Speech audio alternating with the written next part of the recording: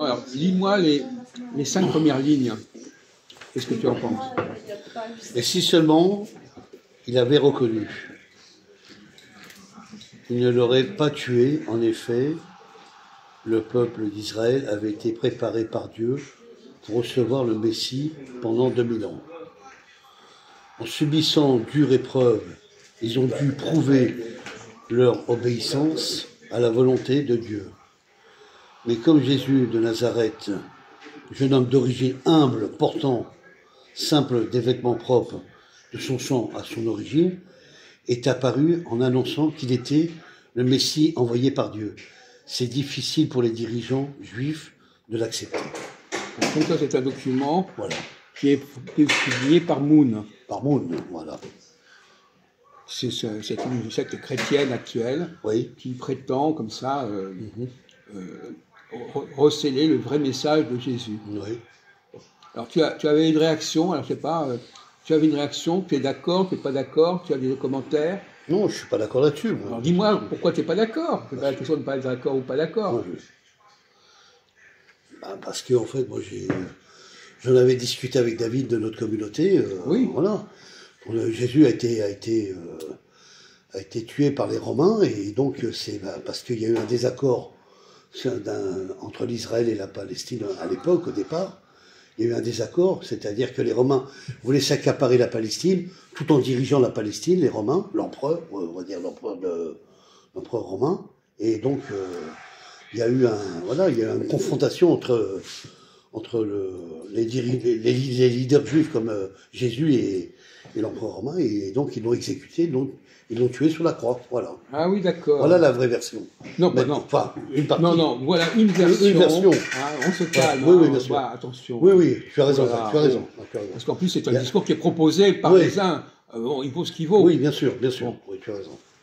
Voilà. Alors, quel est le mot qui est choquant dans ce texte? Ce qui est dingue, c'est qu'il se permet de dire...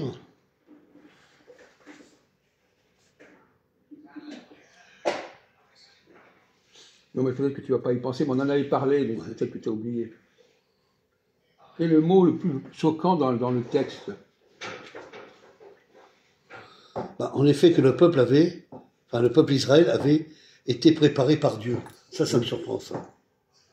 Le peuple n'était pas préparé de la mort de Jésus. C'est faux, ça. Il n'y a aucune préparation là-dedans. Ça me choque. Ça. Ils peuvent le dire. Oui, d'accord. Dans le domaine du divin, on peut toujours dire quelque chose comme ça. Pour recevoir le Messie pendant 2000 ans. Voilà. Oui. Non, le mot choquant, oui, c'est le mot Israël. Israël, oui. Pourquoi c'est choquant? Parce que Israël, c'est qui? C'est quoi Israël? Israël, c'est... Ah oui, d'accord. Je comprends Jacques.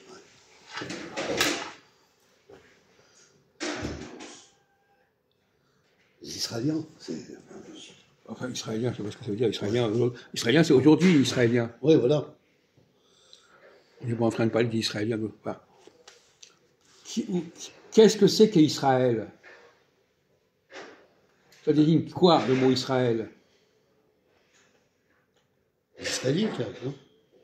Et les Israélites, ça désigne quoi, les Israélites Le peuple hébreu, le peuple hébreu. Non. On en a parlé je ne sais pas combien de fois. Oui. Jésus a dit qu'il était venu pour les brebis perdues de la maison d'Israël. Donc il est allé vers eux. Oui, Donc j'en fais pas partie. Oui, d'Israël. Il n'est pas dans l'Israël. Bon. Donc déjà, ça, c'est une erreur. Oui. Voilà. On constate que c'est une erreur, là, déjà. Oui. Donc, Jésus, c'est voulu le Messie de ces gens-là. Pas le Messie des Juifs.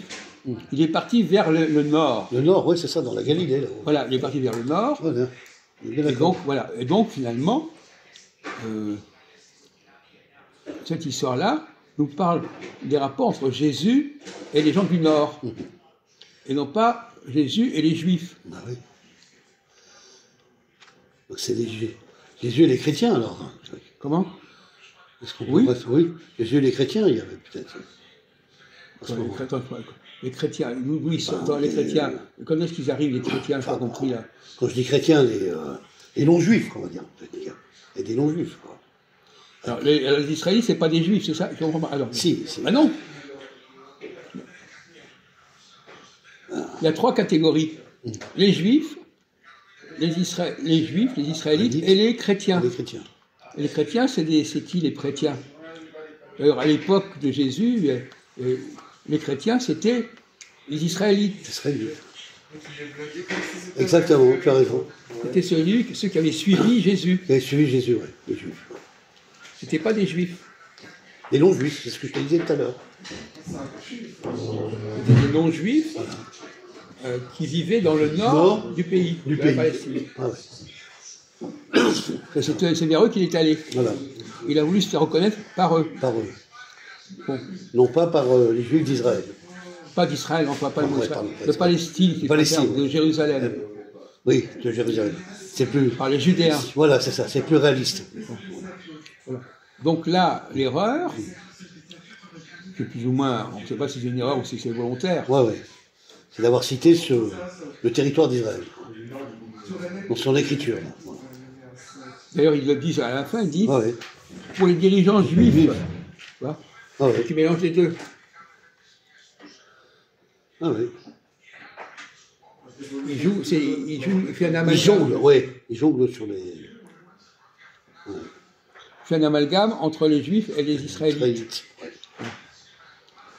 Alors, pour revenir à la constitution tout à l'heure... Intéressant le détail. Oui. Ah oui. Oui, mais je connais bien, j'ai suivi leur enseignement à une époque. Bon. Et d'ailleurs, entre parenthèses, les Juifs eux-mêmes font la confusion. Il ne faut pas oublier que les premiers à faire la confusion, c'est les Juifs. Parce que quand ils vont à la synagogue, qu'est-ce qu'ils disent? Écoute Israël, Shema Israël. Oui, c'est ça. Ils citent le territoire.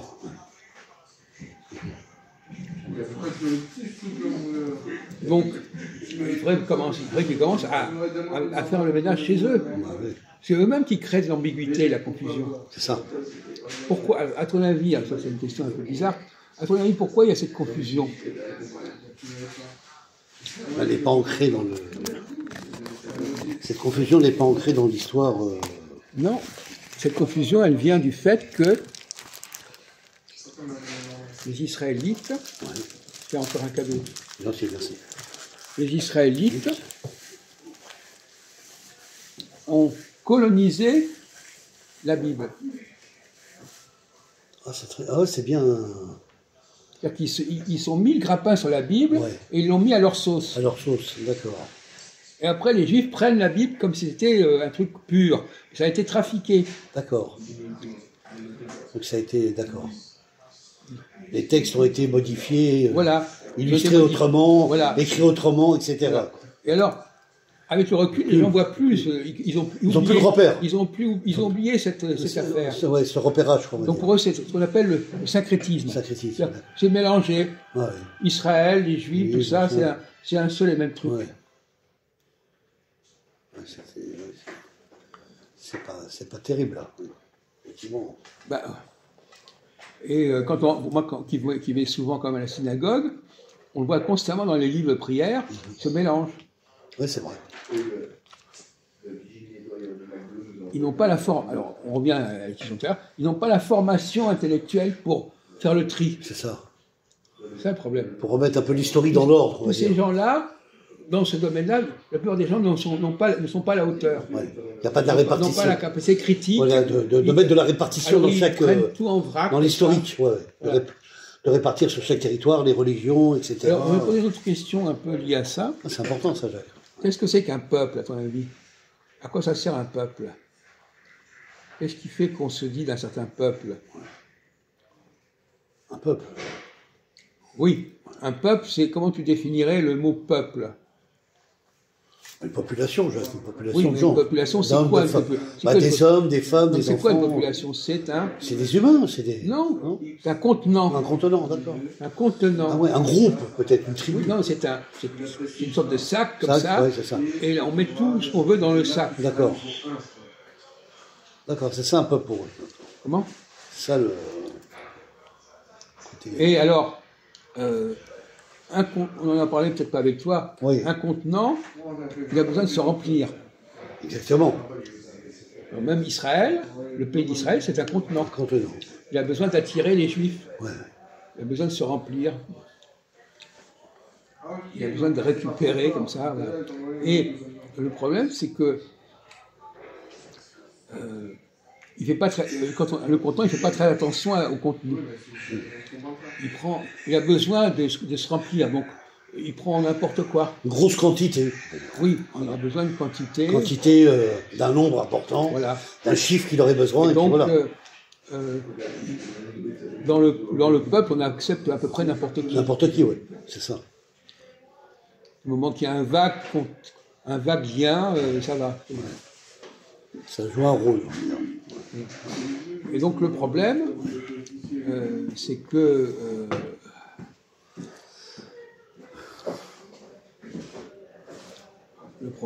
effectivement, à un certain moment, les gens sont dans le contenant, et au moment, ils ne veulent plus en être. Ils se retirent du contenant. Oui. Ils ne veulent plus être dedans. Parce qu'ils se rendent compte que les gens qui font partie du même contenant n'ont rien à voir avec eux. Ouais, c'est ça. Ils ne correspondent pas. C'est-à-dire que dans le contenant, il y a des choses tellement diverses. À un moment donné, les gens disent, mais quel rapport j'ai avec ces gens-là? Ah, c'est ça. Et donc à ce moment-là, il y a une crise identitaire. C'est que les gens, au lieu de s'intéresser au contenant, ils s'intéressent au contenu. Ils se disent, qu'est-ce que je suis moi? Ah oui, par rapport à eux. Qu'est-ce que j'ai en moi? Qu'est-ce qui me caractérise? Être un juif, par exemple, quelle est la définition du juif? Il y a deux définitions du juif. C'est celui qui appartient à un groupe, et l'autre, c'est quoi? Il appartient à ses origines. Non, c'est pareil. Ah, pareil. Comment peut-on se définir dans son identité en disant je suis ceci ou je suis cela? Qu'est-ce qui fait qu'on dit je suis ceci ou cela? Est-ce qu'il y a deux critères différents? Le fait des juifs. C'est de dire, tu sais d'où tu viens.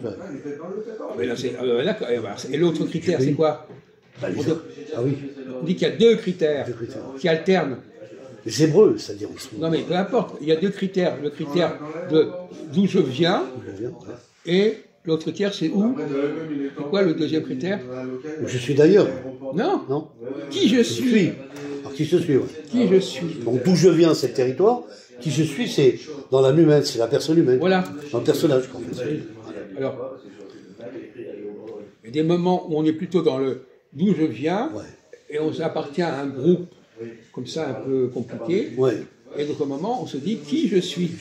Mais comment peut-on se définir en tant que juif sans se référer à ce d'où on vient?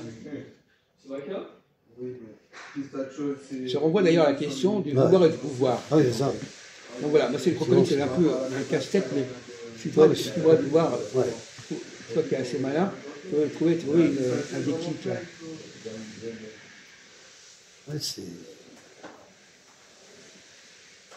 Comment peut-on sortir de cette complexité? À un moment donné, je me définis par d'où je viens, et par un autre moment, qui je suis.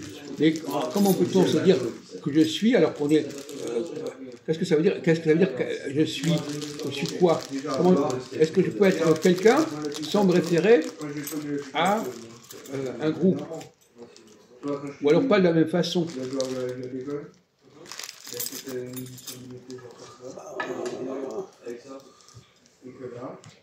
Non, mais c'est un casse-tête, ça. D'où tu viens, tu sais où tu viens, de qui tu es. Effectivement. Bah, c'est basé, enfin, je vais approfondir une version différente. C'est que d'où viennent tes origines, alors, dans ces cas-là? La généalogie familiale. D'accord. Voilà. Et alors, l'autre cas, c'est quoi? Et l'autre cas... D'où tu viens, tu sais où tu viens de... Voilà. L'autre cas, c'est... On vient de le dire. Ce que je suis. Est-ce que je peux me définir comme juif sans me définir sans dire que j'appartiens à tel groupe. Bien sûr. Bien sûr, Jacques. Non, c'est pas facile. D'accord. Pas facile. Je dis, si tu trouves la solution, tant mieux pour toi. Tu peux être, oui, tu peux être juif ou israélien sans définir d'être dans une communauté, là d'où tu viens. Tu peux te distancier, d'être à part, d'être solitaire, comme par exemple Patrick, il le fait souvent. Voilà. Ah bon? Ouais, Patrick, il n'aime pas trop être en communauté, il n'aime pas. C'est pas trop son truc. Voilà. Voilà un exemple, si tu veux, de. Et comment il sait qu'il est juif? Bah parce que sa famille, il explique. Voilà. Ils s'entendent pas. Ouais.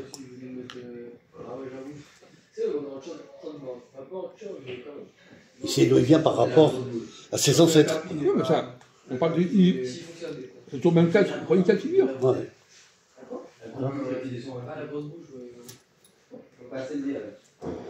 C'est ça, Jacques. C'est en bas là, non? Ah non, c'est la cause où il y a l'assiette.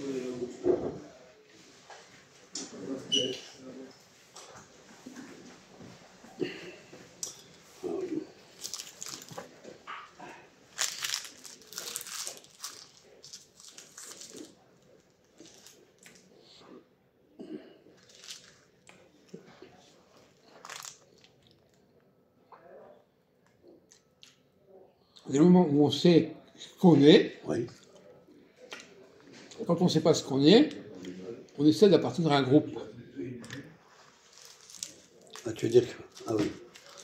Donc une personne qui ne sait pas qui il est, il va s'introduire dans un groupe. Voilà. D'accord. Mais quand il sait ce qu'il est, Et il ne s'introduit pas dans un groupe. non, mais il sait ce qu'il Il est. sait ce qu'il est. Mais il sait ce qu'il est aussi en tant que juif, par exemple. Ouais. Alors, donc il a besoin d'avoir une définition du Du juif juif, ouais. qui n'est pas simplement une appartenance. C'est ça. Ou identitaire, ou. Ça. On passe par des phases comme ça. Ouais. Il y a des phases où on a besoin de se référer à un groupe, à un pays, à une religion, et des phases où on cherche autre chose. C'est vrai ce que tu dis. On peut prendre l'exemple d'Olivier, c'est pareil, il est séparate de Tunisie. Il ne vit pas avec une juive avec une synagogue parce qu'il ne va pas, mais il se met avec une autre personne qui n'est pas pareille que lui. Voilà. Il se met avec une femme qui n'est pas pareille que lui. Avec une africaine ou avec. Oui, d'accord. C'est un choix. Attends, Mais c'est un choix relationnel, après, il a raison. Je ne suis pas contre. Voilà. ce n'est pas une réponse à la question. Ouais. J'ai compris ce que tu as dit tout à l'heure. Là. Ouais. Oui, tout à l'heure, on parle de vouloir et pouvoir. Ouais. Quand on n'est pas dans le pouvoir, on est dans le vouloir. Voilà. Si je ne suis pas capable de faire les choses, je veux être ceci ou cela. C'est ça. Je veux imiter ceci ou cela. Je veux. Bon. Mais quand on est capable, ça veut dire quoi être? Qu'est-ce que c'est que qu'est-ce que ça veut dire se sentir juif sans que ce soit simplement parce qu'on vient de ceci ou cela? Et l'appartenance, donc. C'est ça, Jacques. Non, mais ça, c'est le même problème. Appartenance, c'est appartenance. Oui, bien sûr.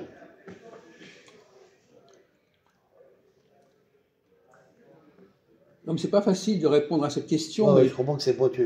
Ouais. Parce qu'apparemment, les gens n'ont pas les outils pour y répondre. On peut dire que Oui, enfin, tu veux dire qu'il n'a pas besoin de. Quand on est juif, on n'a pas besoin de se référer à un groupe de juifs ou d'être avec sa communauté. Il peut être indépendant de lui-même. Il peut être. Oui, mais enfin, c'est bien gentil. Après, voilà. Oui, enfin, c'est gentil de dire ça, mais. Bon, c'est un exemple. Ouais, enfin, on ne voit pas très bien comment il s'en sort. Oui, voilà. Après. Quels sont les. Bon, on va aller plus loin. Ouais. Qu'est-ce qui caractérise le juif? Sa religion, on peut dire ça. Non, mais. C'est pratique. Non, le juif en tant qu'individu. En tant qu'individu. Je dis qu'il peut parler l'hébreu comme il peut parler français. Non, mais s'en fout ça. D'accord, ouais. À son aspect morphologique, alors, c'est ça que tu veux me dire, en fait. Oui, à la limite. Ah, Bon, bien. enfin, bon. Oui. Bon. Non, c'est une question difficile. Bon, mais qui est essentielle. Parce Oui, que, bien sûr. finalement, ne peut pas se définir uniquement parce qu'on appartient à un groupe. Donné, ouais. Surtout que les antisémites disent oui, mais est-ce que vous êtes vraiment de ce groupe, quoi. Parce qu'actuellement, c'est la question qui se pose. Par exemple, la Shoah. Oui. La Shoah. Ouais. Ça, c'est quand même une leçon, la Shoah. Évidemment. Ça nous apprend quoi, la Shoah? Une liste de morts d'un nombre de juifs qui a été tués par la guerre, par l'Allemagne. Les soldats. Oui, enfin. Bref. Oui, d'accord, mais mettons. Mais la Shoah, ça montre bien qu'il y a une différence. Elle est consciente d'une différence.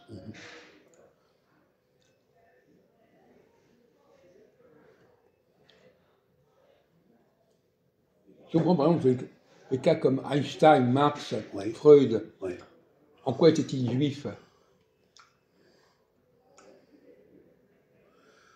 C'est des... Voilà. Là, on te met sur la voie, là. Ouais. C'est des élites.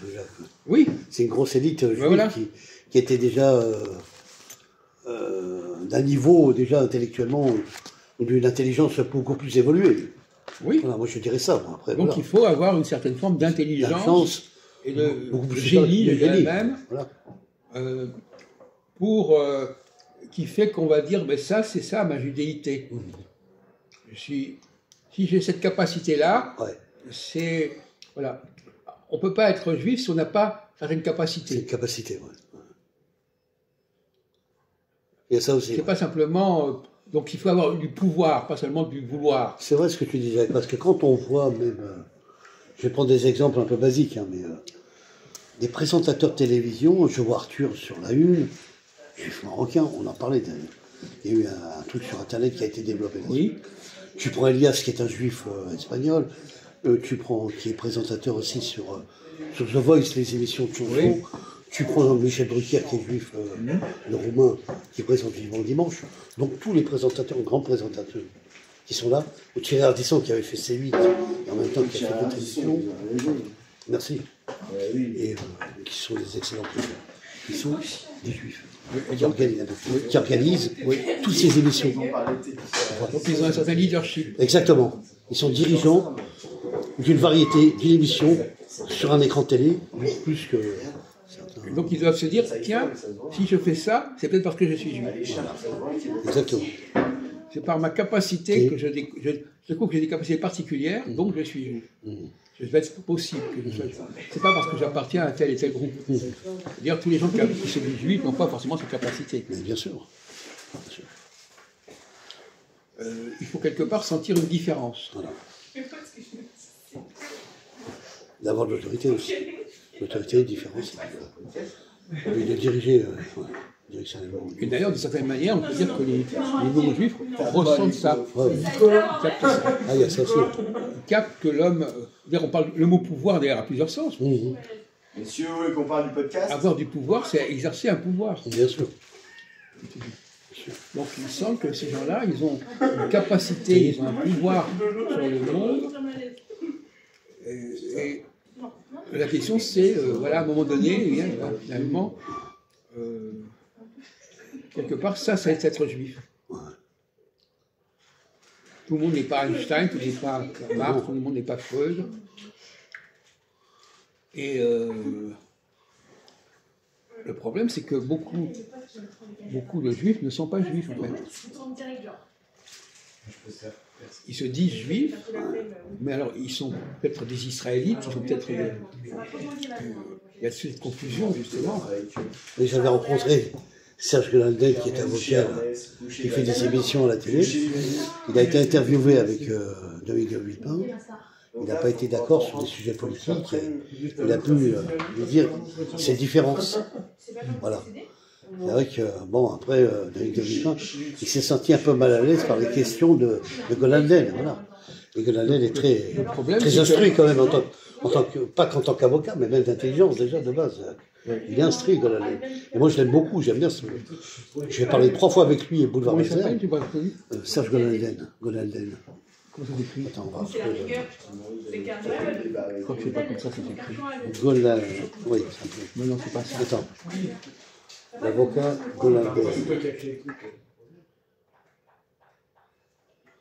C'est Gilles William Gold. Gnad. Oui, Compliqué c'est le ça. nom, compliqué. C'est pas, oui, c'est Compliqué le nom. oui, c'est pas ça, tu vois. Voilà, c'est lui. Le moment où dans sa vie, C'est Golnadel. Golnadel, Golnadel. vous voyez, genre. Très instruit, bien, pas instruit, mais intelligent. Eh ben, Il a des c'est la vie de leur. il apporte des réponses, comme toi, Jacques, c'est-à-dire qu'il a slack. Quand il donne des réponses très, très directes. Voilà. Il parle de ce qu'il connaît, De ce qu'il connaît, voilà. qu'il a approfondi. C'est ça. Il répète simplement des trucs qu'il a entendus. C'est ça. Tout se passe bien dans ta vie, c'est que tu fais Valentin Code. Voilà. Écoute, je te remercie de Je t'en prie, Jacques, cet échange. avec grand plaisir.